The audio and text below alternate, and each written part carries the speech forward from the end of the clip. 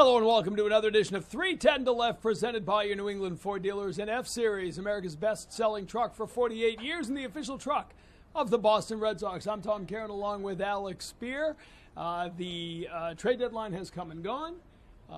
Clearly, Craig Breslow made all the right moves because the Red Sox swept the first-place Houston Astros over the weekend, and Fenway Park was electric. So, undefeated since the trade deadline, right? They're on a path for, finishing with 110 wins or something, 111, I guess? Whatever the case is, and that is not the case, because that goes to the old I'm on pace to live forever, and that will change. What they have done, however, is brought the American League East race back to the fore for most people.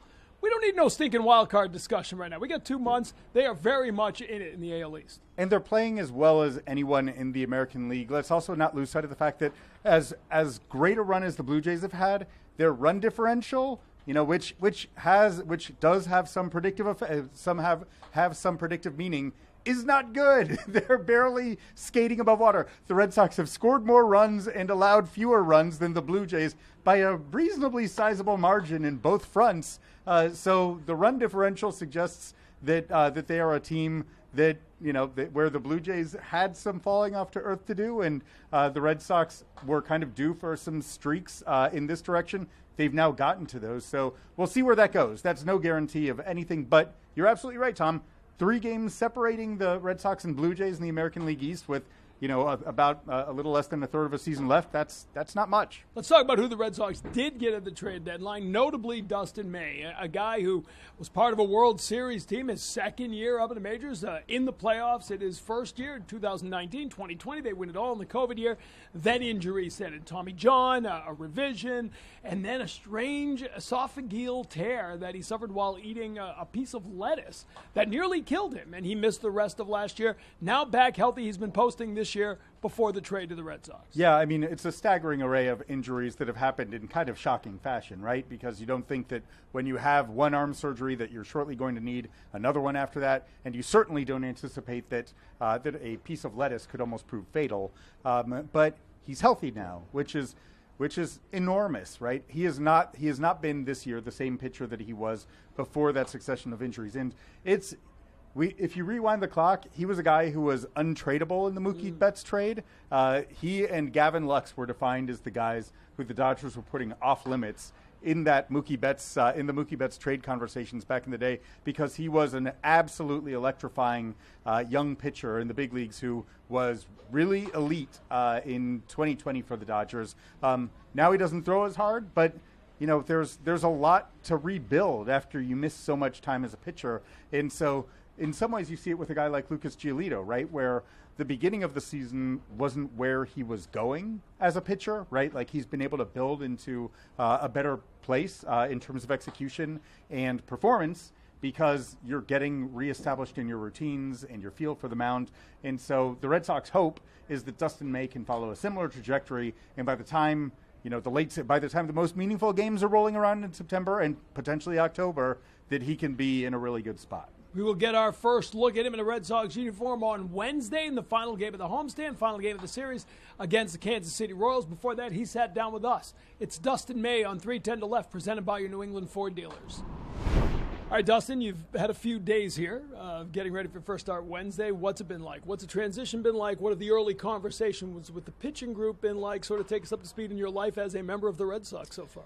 Yeah, it's definitely been a cluster. A lot of information, a lot of names, a lot of faces that I'm being told and not remembering. So I'm not very good at it in the first place, and having to do it on the fly is not my best suit. But definitely excited to be here.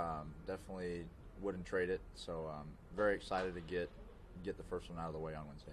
I mean, we kind of take for granted the idea that changing organizations is just a part of baseball. But, I mean, you have spent your entire professional life in one organization, and having the opportunity to learn all of those names over the course of many years rather than having to do so in many minutes. Is it a jarring thing? You had surely been aware of your name being a rumored trade candidate.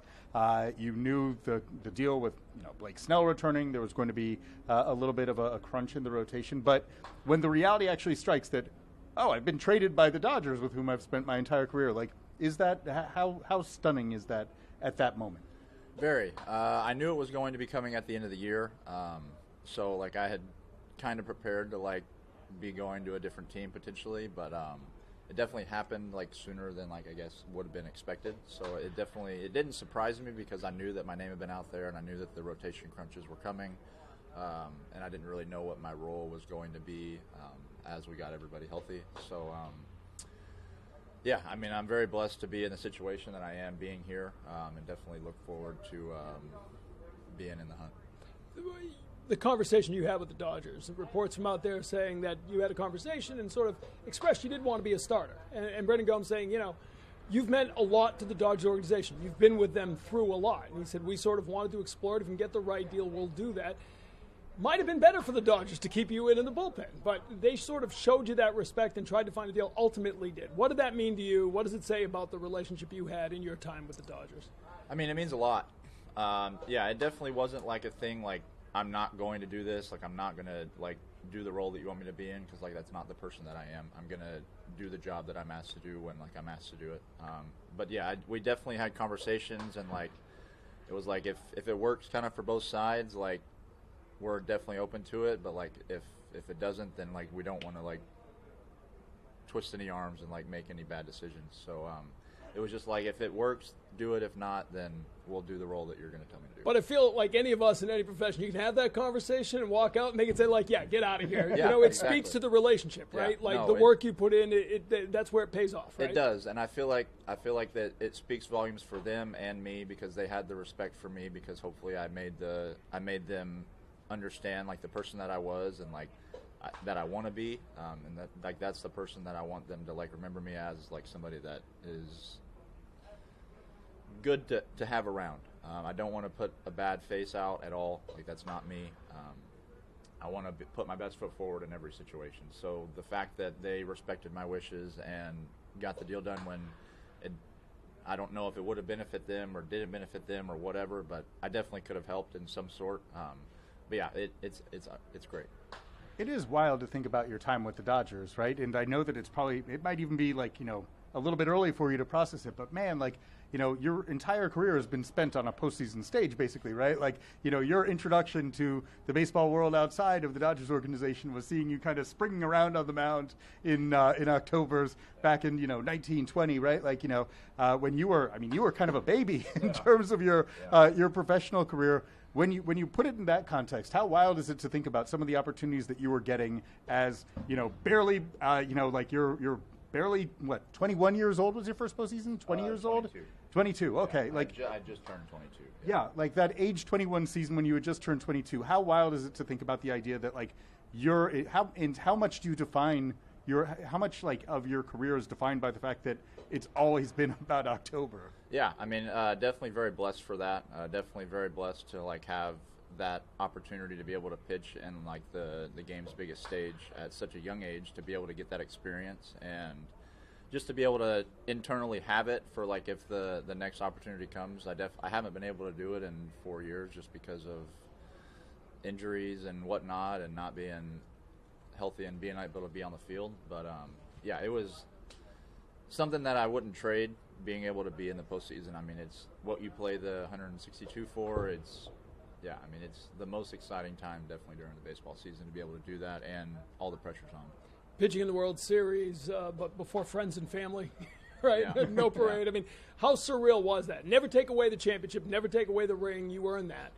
But it was about the strangest World Series we've ever seen. Like when that was over and you had a couple of days and you went home and you kind of put it all in perspective, how did you look at that? How did you frame that whole experience? Yeah, I mean, definitely going through that experience. I mean, if you ask any of the guys that were in the bubble for like the amount of time that we were, like, honestly, it's probably more stressful and like more like in tune with like having to be like trusting everybody on the team to like not being and going doing something stupid. Like, it was probably more stressful than like a regular playoff series, just because there was so much pressure on just like not screwing up, like not even on the baseball field, but like off the field, because if one person goes down, like you could be sitting out for 2 weeks and you miss the rest, or you sitting out for however long, and it could delay this postseason, because like if we wouldn't have won that game, we would have had to sit out like 4 or 5 days before we could have played the next one. So yeah, it was it was definitely a very stressful time, and it definitely paid off for us in the end. So I remember like the impressions that you were making back then. Like, like I said, like the way you move on the mound is a little bit different. There's like, there's like you have a springiness. I have a spunk that's a little different. Energy. Than other people. Yeah. So like on top of that, you're like, you're a tall dude who gets on top of the hitter, like kind of flying at them with like, back then it was like 99 mile an hour two seamers that would just look like they were taking a sharp right turn, and then the breaking ball that's diving the opposite way. You've dealt with a lot of injuries since that first impression, right? Like, and with those, velo comes and goes. The ability to learn how to pitch, develops through adversity.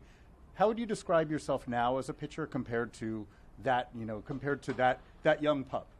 Yeah, it's definitely a little different. Definitely a different mind frame and like thought process about the game.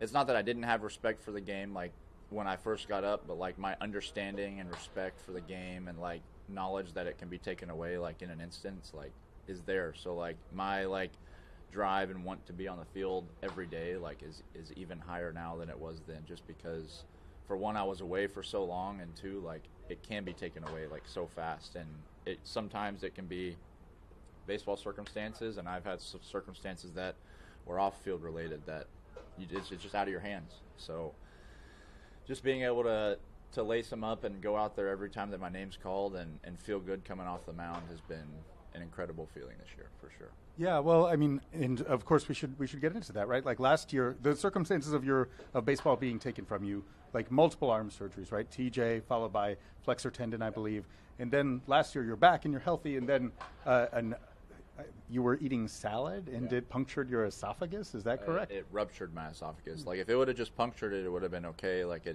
just kind of get on antibiotics and let it heal, but. Yeah, it ruptured, so I had to get a full surgery for it. Yeah, that was a very scary time for me and my family, and it's just like you kind of step away from the baseball world in that moment, and like I was just focused on like getting to the next day.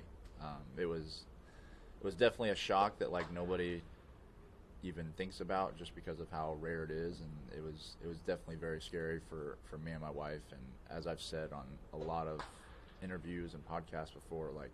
I legitimately would not be here without my wife, so I owe a lot of thanks to her. She brought you to the hospital that night. Yeah, you'd have gone home and slept it off. I was trying to go home, and like I was like, I'm fine. Like it doesn't hurt that bad anymore. Like I just want to go home and go to sleep, and I probably might not have woke up. So yeah, it's very blessed that she made me go. You speak now a year later with the perspective of what you went through. How dark a place did you get to then? When you start thinking about, at some point, now that you're going to be okay to live. Yeah. But baseball now is, up there. And you've been through a lot. You've been through Tommy John, as he said. You've been through seasons of just rehab. At that point, was there ever a point where you did think, I'm never going to be able to pitch again? Yeah. There were definitely some very, very low days just because in that instance I was a week away from being back in games. Like I was like, so close to being back. My elbow was actually feeling good. Like it was the first time in a long time that like my elbow felt like right. So having that happen, being so close, and then it just like being like stripped away from me like so fast, like it was definitely not a fun headspace to be in. But looking back, going through that, knowing that I can get through that, and like baseball is just like an afterthought for like a lot of things, but being able to go and do it this year fully healthy, not really performing the way that I know that I can and want to, isn't the best, but like just being able to go out every day and do it is awesome. Yeah, well, there are two ways of looking at your season as a result of that, right? Like the first is that you've had that opportunity to be on a regular turn in the rotation, and you were a stabilizing force for the Dodgers, right? Like at a time when other guys were, the availability of other guys wasn't there, you were, right? Like so, on the one hand, you were able to do that. On the other hand, the results aren't what you were looking for, but at the same time, that's after a lot of time away. I always think about the amount that has to go into a pitcher being able to execute his craft again at the top of his game. Where do you feel like directionally you are? Like, how do you feel like the trajectory of this season has been for you in terms of reestablishing the mix that you want to be the pitcher that you want to be? Yeah, and I feel like I'm really close. There's been some instances where it's right there, but then there's some instances where I feel like I'm miles away. So the last month and a half, I feel like I've kind of taken steps in the right direction going forward. So hopefully it keeps building and keeps going in the right direction. But I mean, as long as I'm healthy at the end of the year, results aside, I'm going to be content with how this season went. Going into next year, hopefully fully healthy and being able to be the pitcher that I used to be next year. So there's a flip side to the idea that you are going to a new organization, which is that for the first time in your career, you have the opportunity to have conversations about hey, you've been doing something this way. We think that this might be something that's advantageous to you. It used to be that guys would get a couple weeks in a new organization, maybe a month in a new organization before those conversations. Now it's hi, my name is Andrew Bailey. I suggest to you this, right? Those conversations happen fast. What are you talking about with the Red Sox about things in your arsenal that you might, whether it's usage, whether it's a grip or a shape that you might think about tinkering with going forward here? Yeah, that's kind of something that we had been talking about a little bit before I got traded, was just pitch usage and using them at the right moments. Being away from the game for so long, you don't forget how to pitch, but you kind of need to reintegrate sequences and just being able to execute. And that's something that I've been working on in the past, relatively close time frame. So being able to move forward that way is something that I'm really excited to do here. There's definitely different thoughts about setups for catchers for me delivering to home. There's definitely different setup thoughts for just pitches in general. But yeah, I'm definitely excited to be on a team that just scouted me a week ago against them, so I can kind of pick some of the hitters' brains and how they went about scouting me and how the ABs went, because I was with the same organization for so long. So they had never scouted me as a team that was going against me. So, and they had never hit against me this year. So coming to the team that just faced me is definitely, I would say, the coolest thing, because they get the most recent read. So, were there any eye-opening? I mean, is it just sort of, okay, that's sort of stuff I knew in the back of my head, or was there an aha moment in that scouting report? Is there something that, oh, wow, I didn't think about that? Not really an aha moment. There's definitely some smaller thoughts that I hadn't thought of, but nothing super crazy, no. Andrew Bailey likes to talk about, the goals are aligned. If you do your job, you can make a lot of money. Red Sox going to win a lot of games. Everybody's happy. This is good for everybody. You're going to be a free agent at the end of the year. You've got this sort of 2-month opportunity with a team that's in a playoff hunt right now. What could these 2 months mean to your career, and how that does align with what Red Sox fans are hoping happens here over the course of the next few months? Yeah, I mean, we're in a playoff push, and starters are a big part of that. So being able to come over here, like I say, hopefully get some fresh eyes on me and be able to go out and perform at a closer level to what I expected myself going into the playoff push. And I mean, I just want to go and do my best and contribute to the team in any facet that I can. You were here you've been pitching in Dodger Stadium for a while, which is another of the cathedrals of baseball, and they bang out 50,000 a game, right? Great atmosphere. At the same time, you've now had a chance to both, last weekend with the Dodgers, and now a weekend here as a member of the Red Sox. What's the Fenway Park experience been like for you? It's been incredible. There's not many stadiums outside of Dodger Stadium that you walk into and you can just kind of feel the history. You can feel the just surrounding feelings of the fans, the city, everything is kind of into it. And that was a feeling that when I first stepped onto Dodger Stadium that I felt. And outside of Dodger Stadium, I hadn't felt that until I stepped onto this field. So when I was here last week on the other side, it was definitely a remarkable feeling, because I was like, oh, there's that feeling again that I haven't felt in a while. So it was definitely very cool, and now I'm on the other side getting to play for the home team, and like I said, I'm very, very excited for it. All right, as we sit here, you've had about 3 days to get to know Boston. What have you learned about the city? It's very historic. I love the brick buildings. I love the older like houses and the look. It's definitely different than stuff that I have experienced in the past for where I've lived, but I definitely really enjoy it. Have you tried to drive here yet? I have not. I don't think I'm going to be shipping my car out. It's not east-west, I'll tell you. It's not a grid. There's a lot of random turns. There's a lot of random three-quarter turns that streets are also coming the other way. One way is the other way. It never works out. It's definitely a little different just walking around. Okay, that street is not how I remember a street to be normally. So it is a little different, but I'm not going to be driving on it, so I'm not too worried about it. All right, good stuff. Welcome to Boston. We appreciate the time. Good luck here with your new team. We appreciate it. Yeah, thank you for having me. All right. Thanks, Dustin. 3:10 to left is presented by your New England Ford dealers who've been taking everyone out to the ball game at Fenway Park for decades. Catch Ford next time you're at Fenway, including in the Ford Clubhouse, a full-service bar perfect for bringing your lineup together and for recording our live edition of 3:10 to left. It's all brought to you by your New England Ford dealers and F-Series, America's best-selling trucks for 48 years and the official truck of the Boston Red Sox. Great conversation. Interesting guy. I think it's going to be fun to watch him develop with a new team. All new for him, right? New pitching coach, new voices, new ideas. We'll see how it comes together. Yeah, and this is a time in the game where it's the era of change for pitchers, right? Everyone goes to a new place and maybe something gets unlocked that allows them to perform at a different level than where they had been previously. And so it's going to be interesting to see what happens with Dustin May now that he has kind of a new set of eyes and a new opportunity in front of him. No doubt about that. And so much of what this team has done has been based on the rotation, right? You go back to the beginning of June when this run really began, and it coincides with starters starting to go deeper. Brian Bale going deeper into games, getting 6+ innings out of Giolito. That has meant all the difference in this team. We'll see if May can fit in.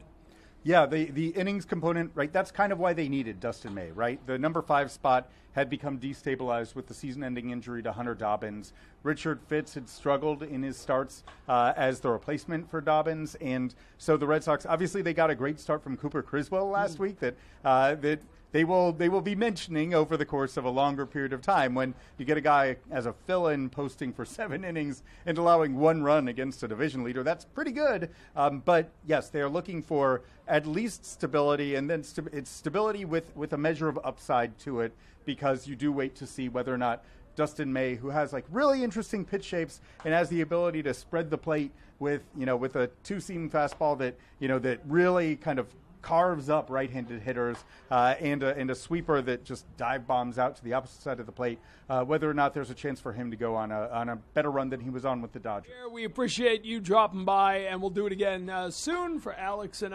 everyone here at Nesson. I'm Tom Caron.